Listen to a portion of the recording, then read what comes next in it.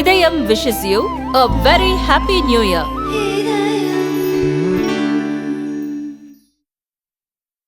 ரெண்டு ஸ்பூன் போதும். Lion date syrup. இதுல அயன், ஃபைபர், விட்டமின்ஸ், நோய் எதிர்ப்பு சக்தி அதிகமா இருக்கு. Lion date syrup.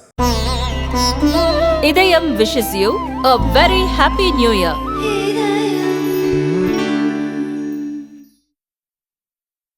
கேரளாவின் இடுக்கி மாவட்டம் தேவிகுளம் பகுதியில் அமராவதியின் துணை ஆறான சிலந்தி ஆற்றின் குறுக்கே கேரள அரசு தடுப்பணை கட்டி வருகிறது. இது குறித்து பத்திரிகைகளில் வெளியான செய்திகள் அடிப்படையில் தென்மண்டல பசுமை தீர்ப்பாயம் விசாரித்து வருகிறது. தீர்ப்பாயத்தின் உத்தரவுப்படி தமிழக வனத்துறை தலைவர் சீனிவாச ராமச்சந்திர ரெட்டி அறிக்கை தாக்கல் செய்துள்ளார். அதில் கூறியிருப்பதாவது: அமராவதி ஆற்றின் நீர்வரத்தை நம்பித்தான் அமராவதி அணை உள்ளது.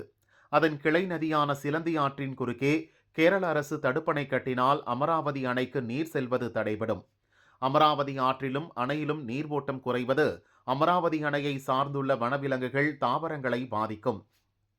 3 தேசிய பூங்காக்கள், 2 வனவிலங்கு சரணாலயங்களை உள்ளடக்கிய ஆனைமலை புலிகள் காப்பகம் கடுமையான பாதிப்புகளை எதிர்கொள்ளும். அமராவதி அணையின் நீரிருப்பு பகுதியில் உள்ள பல்லுயிர் பெருக்கத்தை பாதிக்கும்.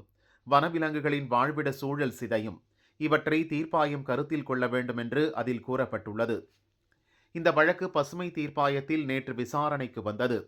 கேரள அரசு வக்கீல் வாதிடும் போது, குடிநீர் தேவைக்காக 1 மீட்டர் உயரத்தில் சிறிய தடுப்பு மட்டுமே கட்டுகிறோம், இதனால் அமராவதி அணைக்கு நீர் செல்வது தடைபடாது என்றார். தமிழக அரசு வக்கீல் எதிர்ப்பு தெரிவித்தார்.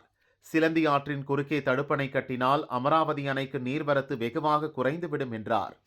வாதங்களை கேட்ட தீர்ப்பாய நீதிபதி புஷ்பா சத்யநாராயணா, நிபுணர் குழு உறுப்பினர் விஜய் குல்கர்னி ஆகியோர் தமிழக, கேரள அரசுகள் இது தொடர்பாக விரிவான அறிக்கை தாக்கல் செய்ய உத்தரவிட்டு விசாரணையை வரும் February 14 ஒத்திவைத்தார்.